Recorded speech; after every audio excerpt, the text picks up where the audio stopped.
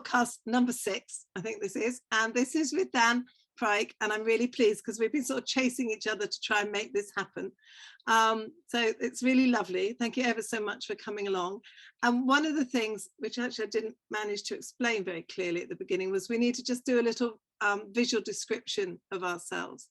My description is I am a woman of nearly 60 with grey hair, bluey glasses.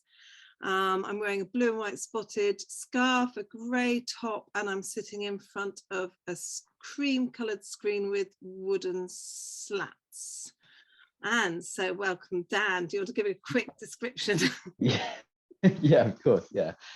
So I am a nearly 30-year-old man with dark hair, slightly greying, and I'm wearing a roll neck blue kind of thick jumper. And behind me, I've got one of my partner's paintings and also a bookshelf that's covered in lots of brightly coloured books. And yeah, I think that's it. Thank you very much. Thank you. So I've always invited in people who I've sort of met and been excited to talk to. And Dan and I sat at a sort of around our table once at supper and started having an interesting conversation, which we never really finished. We talked about the RSA, we talked about, which is the Royal Society of Arts. We both became a fellow at some point, and you'd been going into the library there a bit. And you'd done an MA in sustainability or something. What was your MA in, Dan? Yeah, it was basically a postgrad, but you don't actually get an MA at the end of it. It's more experiential. Yeah. But it's all about social entrepreneurship and building companies and helping. It's kind of around sustainability and helping people do like systems thinking. So it's a big like wide bag of skills, really. Excellent. Well, I love systems thinking. Not that I'm very good at it, but I love the ideas of it. So that obviously was what rang the bells in my head. And so what we do is a little bit, sometimes we talk a little bit about just to place ourselves. So you've said already that you've done this course and everything. So just a little bit about yourself, but the main thing is what inspires you. That's our sort of first question. What inspires you? Okay, I'm going to be cheeky and have two. Please have as many as you like. I think the first one ties in with what I did last year or the year before, kind of losing track with COVID. It's companies or people who start businesses and have more than profit at the heart of it. They think about what they can either give back to a community or the world or even to other businesses. And I think that kind of extends to co-ops and then I guess this ties into the next one is people doing things grassroots. So I just moved to a village, and one of the first things I found out was that the local community had done a community shares offer to set up a local shop for themselves. And so there's like this whole process going on with it, but it's something that has happened spontaneously in the village, and they're going to run it for themselves. And I think the excess profits will be invested in things locally. You know, it's about keeping that money local for local people. I just think that's great. And it's just happening all over the country, around the world, and you don't hear about it because it's local, right? Yeah, that's fantastic. Because when I was talking to my brother on the first main podcast after Dean Evans, he was saying, you know, localism is a lot of what's going to get us through this, really.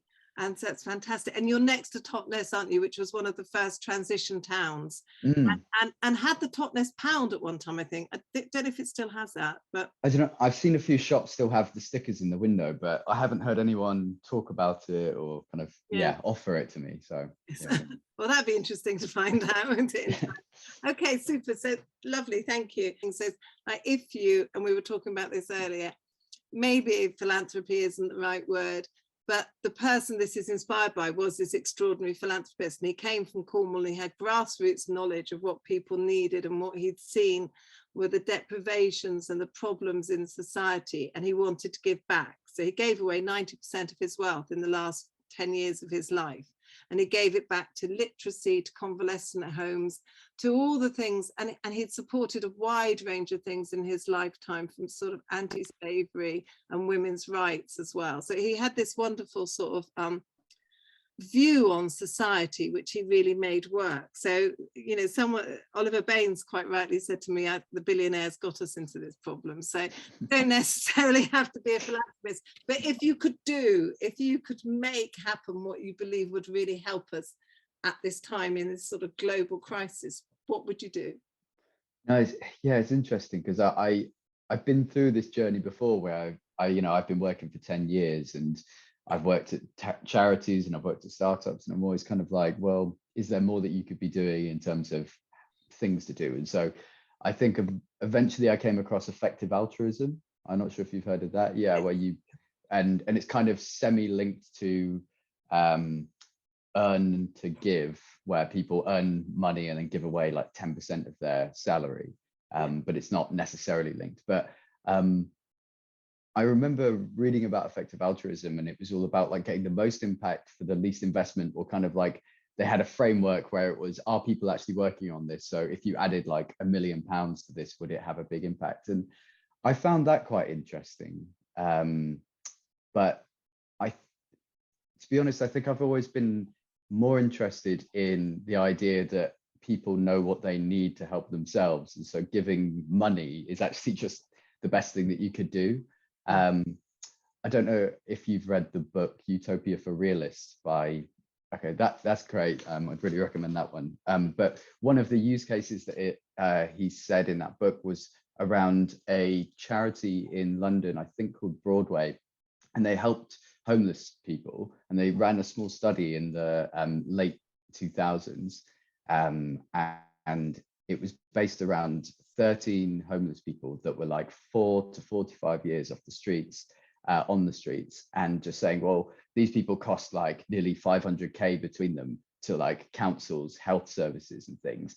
Is there a better way of actually just like dealing with it? And so they got them together, and they had like one full-time staff member that was just there to help them, and then set aside a budget of like £3,000 for each of the people, and said, okay, what do you need to get off the streets? There is a budget set aside, but they didn't tell them how much. And we're here to help you take the actions that you need. And at the end of that, most of the people actually are in, like, they went through that whole process. And I think it was like 7 or 9 out of the 13 were then in like long-term accommodation. And these are people who had been like massively, I don't know, they'd just been on the streets for so long, and they didn't use all of their budget. I think the average was like £800 of the £3,000 budget. Wow. And it's, just like that, those people were then out of homelessness, being on the streets, and it cost £800 and one full-time person. But that's like a political decision, isn't it? It's like, you just need to give these people money and some help, and most of the time that's probably enough. And so I guess that kind of, when I read that, I was like, yeah, that makes complete sense. And when you think about Give Directly, that charity that basically airdrops money to people in, I think it's only African countries, but yeah, it's like £1,000 to everyone in a village, and then they're allowed to basically do what they want with it. And most of the time it's buying essentials and investing in themselves. And I don't think I could ever, me as a person, like if I was a philanthropist, like being like, oh yeah, I know what people need, it's like, I'd probably like give them all, I don't know. Yeah, it's like, I'm going to send a load of iPads to somewhere, it's like, it's such a bad idea. But yeah, I think that's probably my kind of maxim, really. Yes, now I think that's really important. That's a person-centered approach, isn't it, in a way, but with the real support. So in my work, we often I use the term adequate support, but I think, if you get really good support, which is backed up, which has, like you're saying, that sort of personal budget, that's a really exciting way forwards, isn't it? Yeah, everyone's kind of different specific needs. But I guess if we were talking about a specific problem area, I think it's that there is, like, although the trend over the last couple of decades has been towards globalization, and it has helped some countries get pretty rich, I'm not sure it necessarily reaches a lot of the people who are doing the work, right? And or even like the countries that are supplying those countries. So I think alleviating poverty is like actually the disparity in wealth. I think it's something like if someone in America, if they were on like $33,000 or something, which is like nothing in America, I think they're still like 20 times richer than people, or like, some people live on $4 a day. And the difference that we could make by giving that billion or whatever to spread out among a certain, those people, that I think that's it. And like ending food waste, like there is enough food to go around. Yes. And I loved a question that someone told me once. They were doing a sort of social art practice. And I said, I don't really understand what that is. And she said, I sit outside the job centre and I have these 3 questions. And sadly, I only remember one of them, but I thought it was a fantastic question. And it was, what would you do if everyone was paid the same? What would you do? What job would you do if everyone was paid the same? And I think that that's a fantastic question, really. And I love the idea. But I've read about it a bit, but I haven't got very far with it, of people where everyone's more or less paid the same in the organisation. Yeah. I like that a lot. It doesn't always meet with a lot of good response.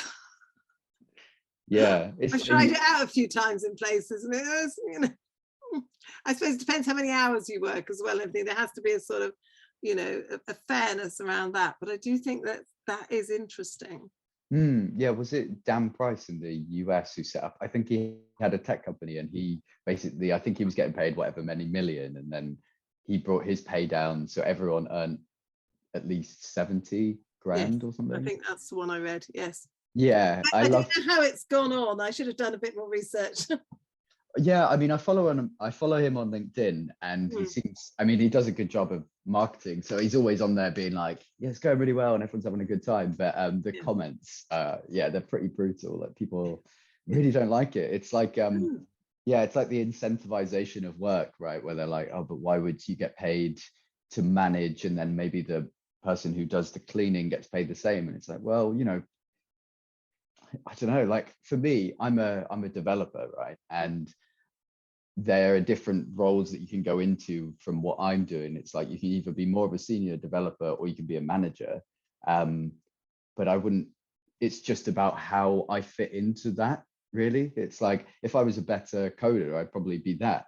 But if I was a better people person, but then why should one of them be paid any more, really? It's like, it's just my skill that feels natural to me, really. I think if you turn up and you do a really good job, whether you're cleaning or managing, it really doesn't matter, because everybody's needed. And I think it's a bit like our ecosystem. We're not really respecting the fact that everybody's needed. And, for me, it's just phenomenal, isn't it? When you meet people and they just greet you and they're really cheerful, whatever their job is, they're really person-centered, they greet you, they're cheerful, they're attentive. That's wonderful. That's an amazing thing. And it doesn't really matter what their status is or what their job is. I think I did have a sort of thought at one time. I thought, well, okay, maybe you pay people more for responsibility and for more training. But I still think that we could really, level. I don't want to use the word level up, because that's used in the of trying to avoid that. But we could look at that, I think. And definitely globally, we have what we have on the backs of other people, and it's not okay. And I think that's one of the things we're not aware of, really. Someone was in just now talking about sort of, dairy produce and eating meat, and it's like, so many people don't know how animals are farmed or butchered. And it's always, it's your choice, but it's like, I think we need to know about these things, and sometimes we don't. Where do the things from our mobile phone come from? Yeah, exactly. When we want to keep upgrading our phones, what are we really doing? Anyway, yes. No, that's such an interesting one, because there's that company that tried to make an ethical phone called Fairphone. Oh, you got okay, great. Yeah, which one is it? I don't know what number it is. I don't know. Love that. It's product placement now, isn't it? When we get on this product placement, it's a bit brick-like, and the camera's not very good. Yeah, I heard. Yeah, but I have got one, because I felt bad about them. It is great though, because you do get a little screwdriver, and in theory I can take the back off and do all sorts of replacements. So, and I've had it a while now, so we shall see. I think it might be, I don't know, 4 or 5. I don't actually know what it is. Yeah, because I was looking at them before, and it was like they tried to make a fully ethical phone, but it was one part of it that you just can't ethically get. It was something like the nickel, or I don't know, it's like one of the components or the elements. Yeah. So yeah. But that was another thing we talked about. I mean, we've probably done more or less what we need now, but just that was one of the things we talked about before, wasn't it? Was donut economics. Yes. You looked at that, hadn't you? And I remember one of the things I remember hearing about it was that Amsterdam had looked at everything, but then they suddenly looked about, yes, where they were importing things from. So it's like you get, like with the phone, you know, you get everything as good as you can, and then there's still that like, very hard at absolutely everything, but we can aspire to it, can't we? I mean, in our work, we talk about aspiring to access and equity. We're not, you know, it is a bit of a fallen world. It's not always going to be perfect, but we can keep pushing for what we want, I think, and what we believe in. Definitely. Yeah. And I am on the thing about people getting paid equally. Like I spoke about co-ops right at the start, being like, you know, people doing that. And I really like that in co-ops as well, because a lot of the time they have that like grading system where it's like the CEO can only make, I don't know, 4 times the amount as the lowest paid worker. So it's either that the CEO doesn't get paid as much, or the lowest level people get paid quite a lot. And you know, and I think that's it, isn't it? It's when you take the shareholder out of the equation, all of that value is just suddenly on the table for wherever it needs to be, whether that's going back into the staff or to the local community or the environment. I think it is, I mean, it's such a like, it's one of those conversations that the second you start it, it's really depressing, right? Where you're just like, it's just destroying everything. But it is just the way that everything is built at the moment. And I'm not really sure. I think I follow so many people on LinkedIn just because it's, you know, the network, right? And I think there's a company or a charity called like the Alternative Funding Network, and they help entrepreneurs look at different types of funding other than just like VCs and all that kind of traditional model, because that, especially when you're trying to build like a social business, it could be really difficult to be like, it's almost like you kind of need to bootstrap. I think a lot of people are like maybe crowdfunding a little bit, but again, it's like family members, friends.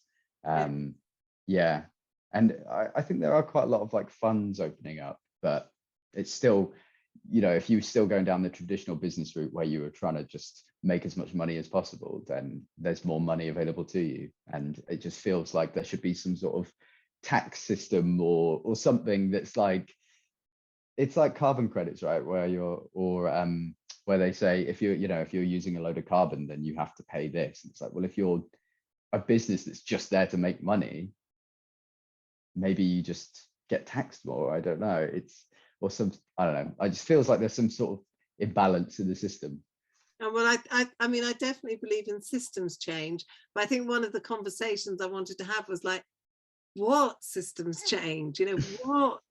So if we were aspiring and we weren't in this sort of system that is breaking, really, what can we replace it with? Because my worry, I think, is that when things, if doesn't necessarily it's going to, but if things break suddenly, then what are you going to replace it with? There really isn't the opportunity for people to talk as much as they need to and to share the information, like the donut economics model, that you actually need everybody in the room who's associated with whatever you're looking at to get all the different aspects. Now that takes a lot of time.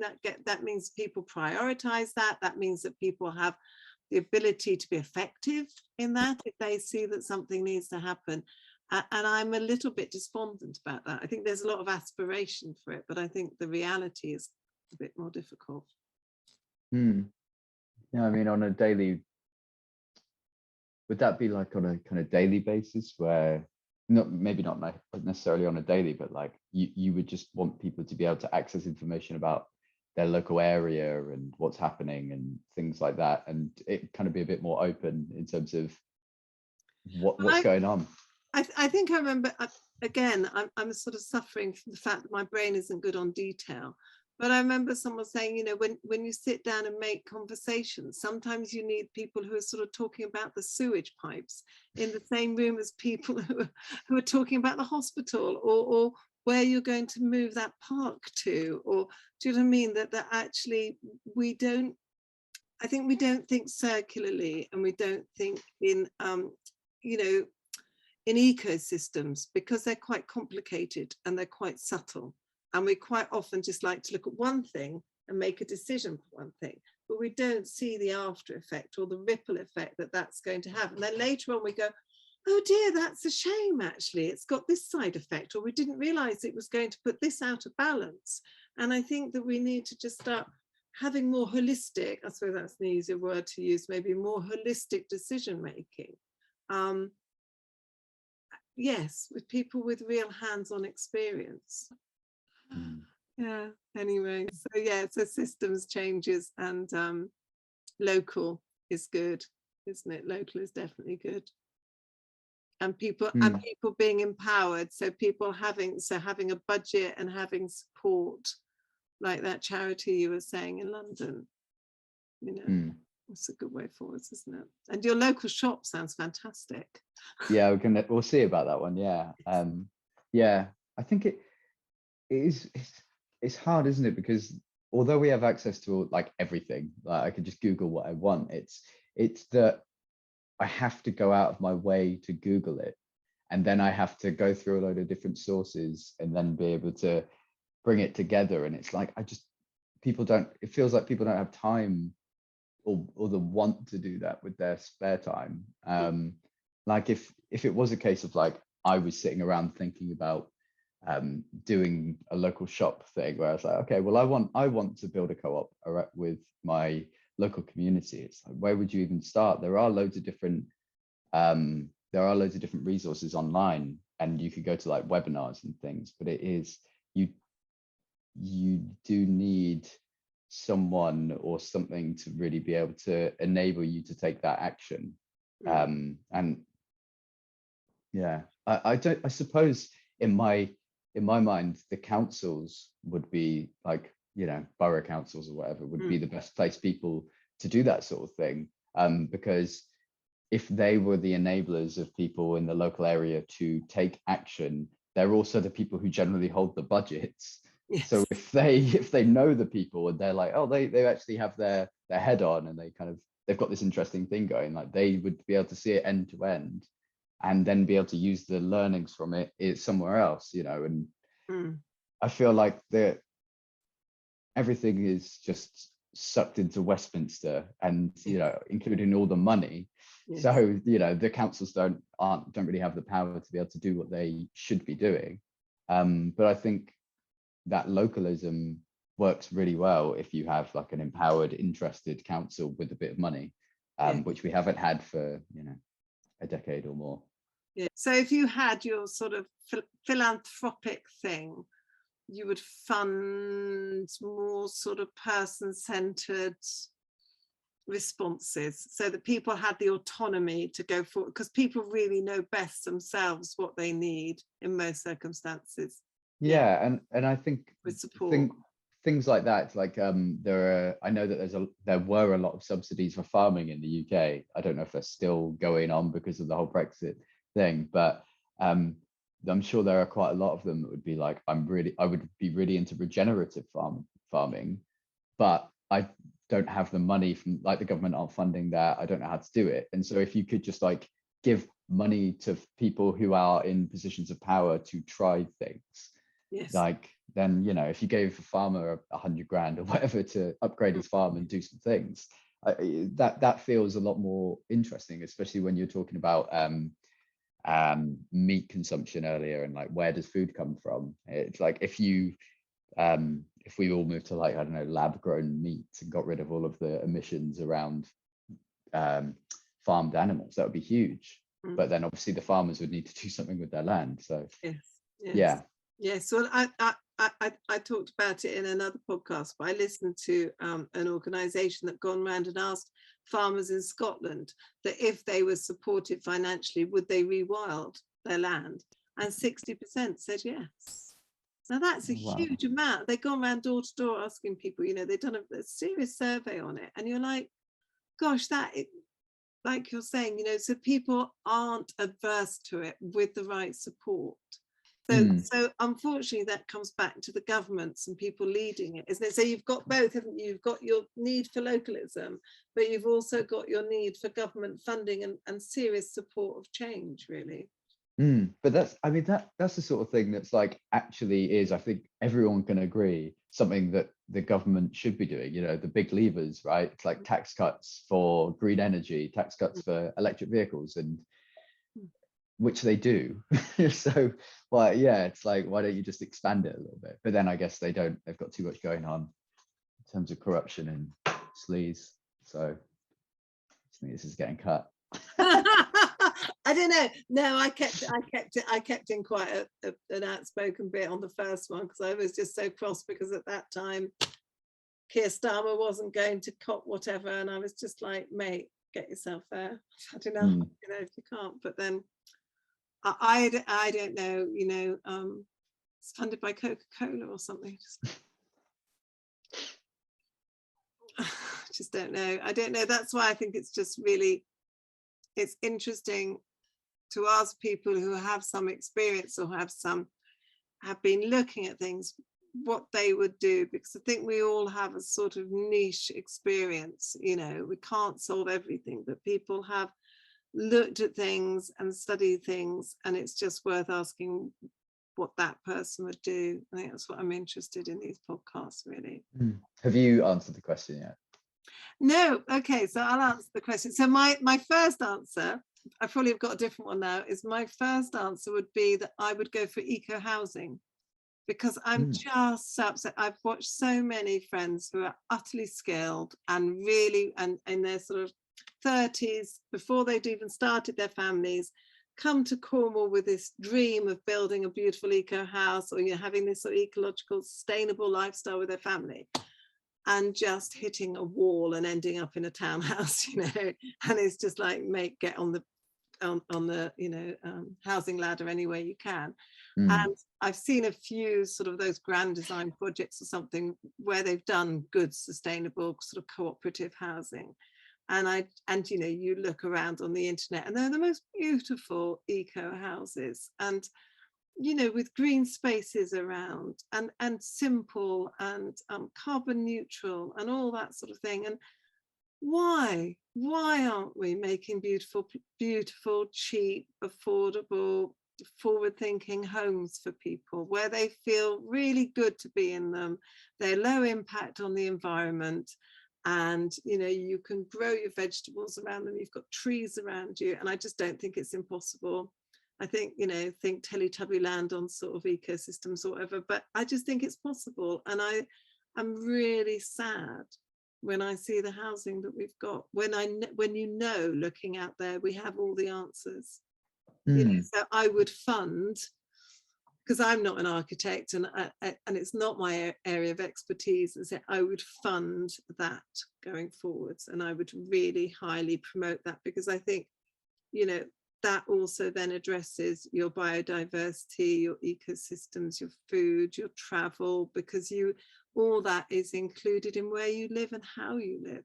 And that also includes children. I think the other thing I feel really upset about is that we had a fantastic initiative, which was the Sure Start projects, which was children between from 0 to 3, all children in that area having access to brilliant services. So you got them before they needed help. You were getting into those families before the children were really, hurt, I suppose, for want of a better word, or sort of deprived or whatever. And why did we stop that? And then we fund all these, I'm down, you're going to have to edit all this out. Yeah. Don't get me started. Then we fund all these short-term projects. And you have to keep funding these short-term projects, when actually all children 0 to 3 and their families being supported. Oh, fantastic. You wouldn't need half the flipping projects if you got in there early and cared for them, instead of these little projects, that they come and they go. And I'm sorry, Yeah. So I would also look at sort of funding something like, there's so much, isn't there, you could do, but eco housing was a big one for me. It's like those houses as well, like the eco, would they be, do you imagine it to be like a kind of combination of self-build where maybe people just have like buy a little bit of land and then they can do what they want with it as long as it sticks to the principles of like eco housing, whatever? So yes, I think I would want to investigate a whole mixture, because I also think, you know, you have to have mixed housing. You know, if you have similar housing, it's always been, and I live in a town now which has batch areas of housing, and you don't have such a good community as when I lived in a town where you had a whole mixture of housing altogether. So I think you need a whole mixture of housing, but I'm thinking more for people who can't self-build and everything, because, you know, you've got that initiative. And yes, those people, you wouldn't have to give them too much support for them to do something. But what about people who actually haven't got the time or the skills to build their own house, but their lives would be highly improved from living somewhere like that? All of us would. I'd love to. So yeah. But I would want to research it. I would want to fund research, because I don't have the answers to it, you know. So that's what I would want, to fund the research and then try and get the planning. Okay. Yeah, Anyway, need a friend on the council. What I do sometimes is I go like, is there anything else? So I sort of say sometimes, is there anything else you think you'd like to say or add, or you've thought about that would be, you know, because I think that's quite an interesting one. Wow, I feel like we covered a lot. I wasn't really expecting to go. I know, sorry, it went a bit broad, didn't it? That's great. I feel like I want a research team now. It's like, mate, I can see why people have researchers. It's like, oh, I want to know so much more than I do.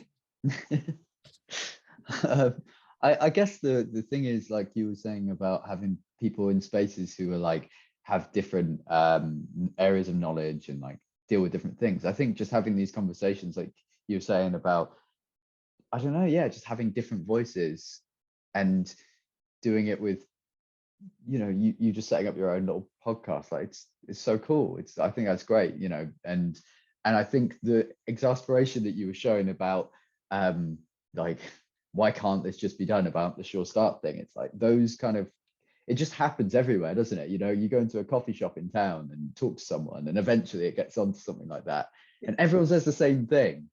And I guess maybe if people realize that everyone's saying the same thing, eventually it'll change. I hope so. But I tell you, I did work with a wonderful woman called Jess Pendergrast. I don't know if I got her name right now, but they did the Onion Collective, and one of her stories, which I absolutely loved, I came across these great ideas during lockdown. That's what I found out in lockdown, was, you know, all these different people talking. And she and some friends would just sit in the pub and talk about it. And in the end, they thought, we think we ought to do something. And they've done something. They've built a beautiful art centre, and they're setting up a wonderful sort of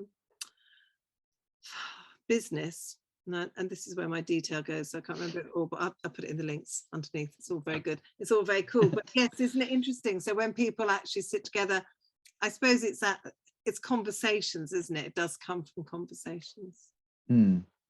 Yeah. Oh, thank you, Dan. Anyway, thank you. Thanks, Jo. Bye.